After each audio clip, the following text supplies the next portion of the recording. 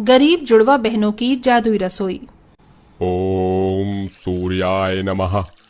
ओम सूर्याय नमः। ओम सूर्य देवाय नमः। अजी क्या बात है, आज तो सूरज की किरण फूटते ही जल चढ़ा दिया। हाँ पार्वती, आज मुखिया जी का खेत काटने जाना है। 1 एकड़ का खेत है, बखत लगेगा, इसलिए तड़के उठ गई।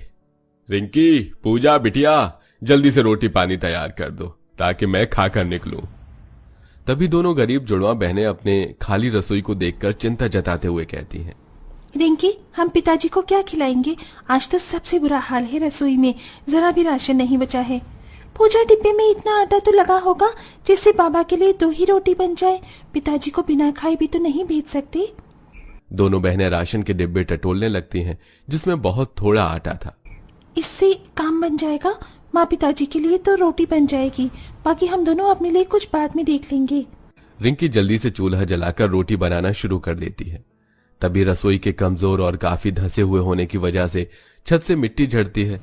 गरीब कैलाश और पार्वती की केवल 2 बेटियां हैं। बड़ी मुश्किल से बुढ़ापे की इस उम्र में पिता जैसे तैसे कभी किसी का खेत जोतकर तो कभी किसी की फसल काटकर घर का खर्चा चलाते हैं, लेकिन सबसे बड़ी दुविधा रसोई चलाना है, जिससे दोनों गरीब जुड़वा बहनों को समस्याओं से 2-4 होना पड़ता।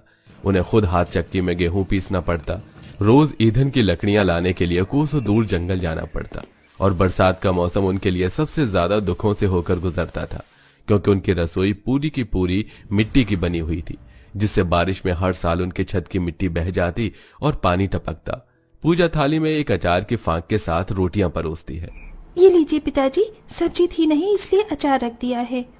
तभी बूढ़ा पिता मुस्कुराहट के पीछे अपनी गरीबी और दुखों को दबाते हुए कहता है, अरे तो क्या हुआ बिटिया, ये भी तो खाना है। ईश्वर ने जो दिया है उसमें संतुष्ट रहना चाहिए। इस दुनिया में ऐसे भी लोग हैं जिन्हें ये रूखा सूखा भी नसीब नहीं होता है। अच्छा, अब मैं चलता हूँ। पिता खेत पर चला जाता है। तभी आसमान में काली घटाएं घेराती हैं। पूजा देख, मौसम खराब हो गया है, चलकर जल्दी से जंगल से लकड़ियां चुनकर ले आते हैं, वरना बारिश आ गई तो सूखी लकड़ी नहीं मिलेगी और फिर शाम को खाना कैसे बनाएंगे। हाँ तुम ठीक कहती हो, और कपड़े भी ले लेते हैं, नहाते हुए आएंगे। दोनों जुड़वा बहनें जंगल में आ जाती हैं। जंगल के पास ही गंगा घाट भी था, जहां गंगा जी की पावन नदी बहती थी। आस पड़ोसी के लोगों ने तो सालों पहले पक्की छत वाले मकान बनवा लिए थे। सबके घर में मॉड्यूलर रसोई और नहाने धोने के लिए हर सुविधा घर में बनी थी, लेकिन यह परिवार गरीब पिछड़ा हुआ रह गया था। दोनों जंगल से जल्दी जल्दी लकड़ी काटती हैं और फिर जैसे नदी पर नहाने के लिए आती हैं तो काफी ज्यादा कचरा जमा हुआ देखती हैं। लगता है फिर कोई गांव का निवासी गंगा जी में गंदगी डाल गया है। पता नहीं कैसे कैसे लोग हैं रिंकी। अरे कोई उनके घर में जाकर गंदगी फेंक दे तो कितना बुरा लगेगा। और ये लोग गंगा मैया के पानी को मैला करते हैं। सबको बस अपने मंजिलों वाले घर से मतलब है, और हमेशा हम ही साफ सुथरा करते हैं नदी को। कोई नहीं, ये तो हम गरीब जुड़वा बहनों के लिए सौभाग्य की बात है। दोनों बहनें नदी में से एक कूड़ा कचरा चुनकर फेंकती हैं और घटाएं चमकती देखकर जल्दी से नहाकर घर जाने लगती हैं। तभी जोरों की बारिश शुरू हो जाती है। चलो जल्दी चलते हैं, वरना बारिशों में फंस जाएंगे। तभी एक बहुत ही बूढ़ी उम्र की औरत सिर पर बोझा लिए आवाज लगाती है, सुनो बेटी, जरा मुझे बुढ़िया को ये नदी पार करवा दोगी? दोनों जुड़वा बहनें अचंभे में पड़ जाती हैं, क्योंकि अगर वो रुकती तो उनकी लकड़ियां भीग जाती और शायद उस रोज उनकी रसोई का चूल्हा नहीं जलता। फिर भी रिंकी मदद के लिए आती है। अम्मा आइए जी, मैं पार करवा देती हूँ नदी, आपको संभाल कर। बहुत बहुत धन्यवाद बिटिया। वैसे आप कहाँ से आई हैं? मैं डुमराव गांव से आ रही हूँ। इसी जंगल में मुझ बुढ़िया की झोपड़ी है, उसी में रहती हूँ। अच्छा मैं चलती हूँ, मुझको तो अपने लिए रोटी खुद ही पकानी है। अपना हाथ पांव चलाऊंगी तब जाकर 2 रोटी खाऊंगी। ये बोलकर बुढ़िया अपने रास्ते चली जाती है और दोनों जुड़वा बहनें घर आती हैं, लेकिन पूरी सूखी लकड़ी गीली हो चुकी थी, जिससे पूरी रसोई में धुआं धुआं भर जाता है।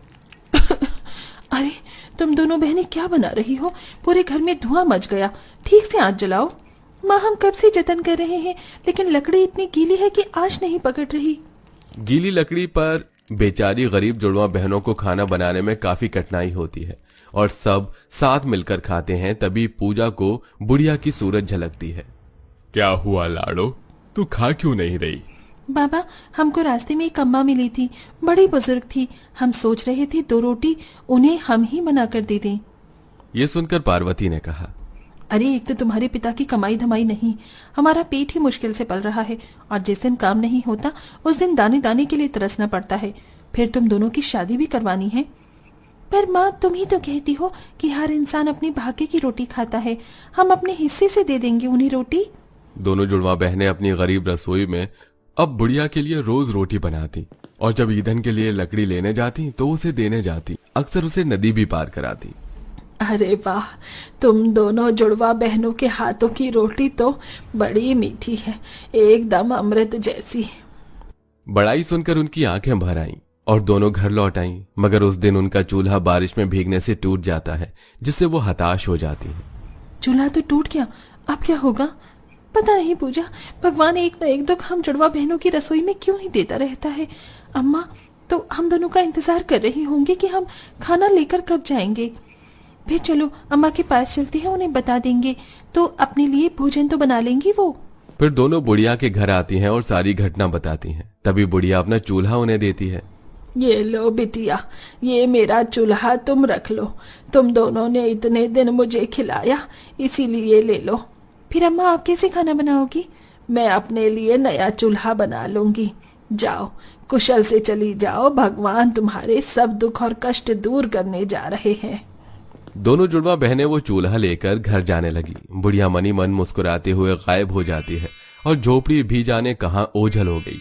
तभी आधे रास्ते पहुंचते हुए बहुत तेज बारिश शुरू हो जाती है। दोनों भीगते हुए घर आती हैं, तभी चमत्कार हो जाता है। चूल्हा किसी सोने के जैसे चमकने लगता है, जिसे देखकर दोनों जुड़वा बहनें अचंभा करने लगती हैं। दीदी, ये मिट्टी का चूल्हा तो किसी पारस पत्थर की तरह चमक रहा है।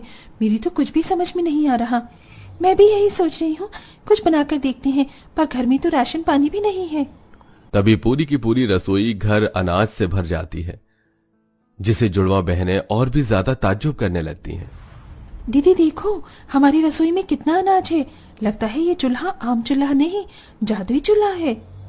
तभी एक आवाज उनके चारों तरफ गूंजने लगती है। तुमने सही पहचाना प्यारी, ये चूल्हा गंगा माँ की जादुई मिट्टी से बना है, इसलिए इसके जादू से तुम्हारी रसोई घर जादुई रसोई घर हो गई है। आज के बाद इस रसोई के भंडार सदा भरे रहेंगे, कभी खाली नहीं होंगे। ये सुनकर दोनों जुड़वा गरीब बहनें खुशी से फूले नहीं समाती और पूजा अपनी रसोई की उजड़ी दीवारों को देखकर बोलती है, अगर हम गरीब जुड़वा बहनों की ये रसोई सचमुच में जादू की रसोई है तो मैं चाहती हूँ कि अभी के अभी ये दीवार ठीक हो जाए। तभी एक प्रकाशमान होता है, जिससे पूरी की पूरी रसोई की दीवारें, छत और फर्श का नक्शा बदल जाता है। सब कुछ बहुत ही खूबसूरत हो जाता है। पूरी रसोई दूध की तरह चमचमाने लगती है।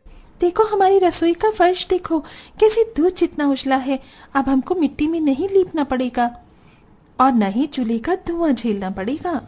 तभी जादुई रसोई घर के अंदर के सारे बर्तन बोल उठते हैं। उनके नाक, कान, आंख, मुंह बन जाते हैं। तभी कढ़ाई, पतीला और तवा टुकुर टुकुर ताकते हुए जुड़वा बहनों से कहते हैं, अबे पतीले की लैला, करोगी धक्का मुक्की, दूर हटो हमसे। तभी पतीला मुंह बिचकाते हुए कहता है, क्यों बे आइकॉनिक काजल, क्या बोला तू मेरी सोना मोरा को, तेरी तो। शाबाश पतीले प्यारे, ये कलवा तवा इसी लायक है। देख लीजिए मालकिन, ये पतीला और कढ़ाई हमसे लड़ रही हैं, हमको यूज करो यार। जादुई बर्तनों को ऐसे बात करते हुए देखकर दोनों जुड़वा बहनें हक्की बक्की रह गईं। ये सब कितना अनोखा है, ये बर्तन बात कर रहे हैं, सब कुछ सपना तो नहीं है दीदी। तभी दीवार देखते हुए मुस्कुराकर बोलता है, हो, ये सपना नहीं सच है सनोरिटा। हे भगवान, ये दीवार हमारी बातें कैसे सुन रहा है? क्योंकि दीवारों के भी कान होते हैं। चलो अब हमारा इस्तेमाल करो, तुम दोनों जुड़वा बहन इस जादुई रसोई की बारिश हो। पहले पहले तो दोनों सब चीजों को बोलता और देखता हुआ देखकर डरती हैं, लेकिन फिर उसके इस्तेमाल से बढ़िया बढ़िया खाना मांगती हैं। मैं चाहती हूँ अभी इसी वक्त जादुई रसोई हमें शाही पनीर, मटर पनीर और अच्छा खाना दो। तभी जादू होता है और उनके सामने बहुत सारा खाना आ जाता है।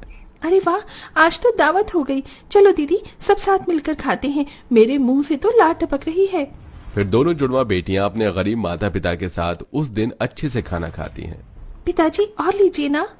नहीं बिटिया, आज तो हम गरीबों ने अमीरों वाला खाना खाया है। देखा, भाग्यवान, जब हमारी दोनों बेटियां पैदा हुई थीं तो मैंने कहा था ना, हमारे घर में लक्ष्मी आई है। आज इन दोनों की वजह से हमारे घर की रसोई जादुई रसोई में बदल गई है और हम इतना अच्छा भोजन कर रहे हैं। हाँ जी, तुम ठीक कहते हो, मेरी बेटियां हैं ही अच्छी, बस अब ये खुशी कहीं नहीं जाने पाए। जादू रसोई दोनों जुड़वा बहनों की मददगार स्वभाव का फल था, जो उन्होंने उस बुढ़िया को रोटी खिलाकर पाया था, जिससे उनका भाग्य भी बदल गया।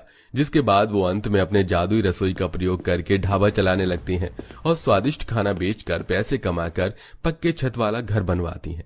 लेकिन इसके बाद भी वो बूढ़ी अम्मा के उपकार को नहीं भूलती और गरीबों को मुफ्त में खाना खिलाती हैं।